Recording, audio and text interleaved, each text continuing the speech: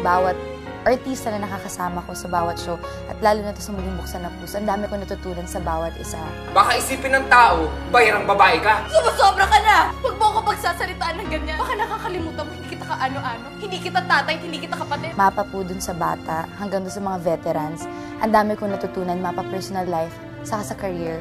Nararamdaman ko na mahal na mahal na mahal na mahal kita, Sarah. Mahal na mahal ko rin po kayo. Ang na-challenge ako sa lahat ng eksenang nagawa namin sa Muling Buksan ng Puso, siguro yung eksenang nanunumbat na si Sarah kay Marieta. Mawalang galang na ho ah.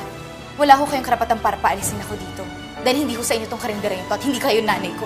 Ngayon lang siya nagsalita, ito yun. Saka nasagot niya yung nanay niya. Ang sakit din pala. Ilang beses nyo po sana pinamumukha na hindi nyo ako mahal, na hindi nyo ako anak. Nasakit-sakit po. Kada binibigay sa akin role, gusto ko kasi iba dun sa huli kong ginawa. Hindi pwede.